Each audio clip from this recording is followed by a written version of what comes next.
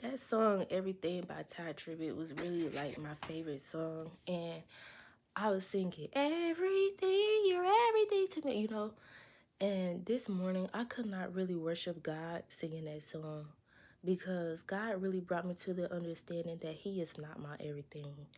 And it was so hard to realize, and it was so hard to swallow the pill that God has to be enough for me, because there are still parts and pieces of me that are seeking validation or wholeness or comfort from things other than Him. And when He tells me to release it, or when He pulls them away from me, it feels more like punishment, and I become angry at God or frustrated or distant from Him.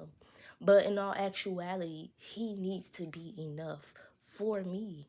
I cannot expect God to fill my life or to encounter me on a supernatural way, on an amazing, grand way, and bless my life big if I cannot even open up my heart, open up my, the things that I am holding, if I cannot even surrender them to Him or surrender my heart to Him for Him to impact that part of my life. And it kind of reminds, well, in that time of my distress, because, okay, I had to understand like the meaning of the wilderness and the meaning when God strips things away from you. I'm gonna paint a picture of you what the wilderness looks like. Okay, what it feels like is like everything is going wrong and you can't have nothing and this, that, and da da da, and God is taking this away from you. But the picture that I have in my mind is a dry desert. Okay, no water, no grass, dry desert, nothing to comfort you, nothing to walk on, and trees that have no leaves on it. No leaves on the trees. So nothing that you can go to for shelter, for comfort, no tree you can go to for shade. And so when I think about Psalms 91 and how God is our shelter and how we dwell under His shadow, that in the in the wilderness is where we get to learn and go under to God, because it's literally nothing that you can pull from. It's nothing that you can go to. It's nothing that can make you feel good. Like when you're fasting, there's nothing that can suffice that hunger that you have. There's nothing that you can really go to for comfort. Some of us eat to feel good, and when we're depressed and when we're sad and when we need something, like, you know what I'm saying? But it's like God has to be enough. He has to be that place of safety.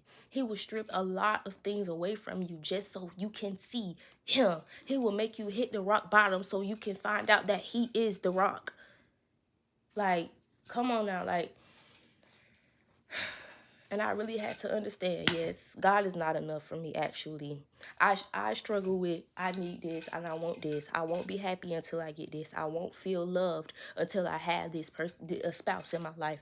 I won't feel this until I have this. I won't feel, successful until I reach this amount of this goal. And I'm over here running rampant and having my mind. I'm racing. I'm feeling complacent. And now I'm over here. And it's like God literally feels tested when we do not trust Him. Do you know that? He feels, it angers Him when we do not trust Him to comfort us. He gets upset. He's offended because we are literally like, when somebody think something about you or say something about you that's not true, that's literally how He feels. He's like, what? Like, that's not even me. Like, you're believing a lie about me. Let me show you who I am. And because we do not trust Him, because we, we have this false idea of who He is. And here we are rebuking and binding. But you cannot rebuke and bind what you do not confront. You cannot rebuke and bind what you do not reveal to God, what you will not face. So you can't just say, get out, oh, I rebuke, or go away, like, no, you gotta confront that thing with Him, with God, and trust that God is your redeemer and your healer, and that He will fill that void. And I'm talking to me. God bless. And bye. Like, I hope this helps you. Bye.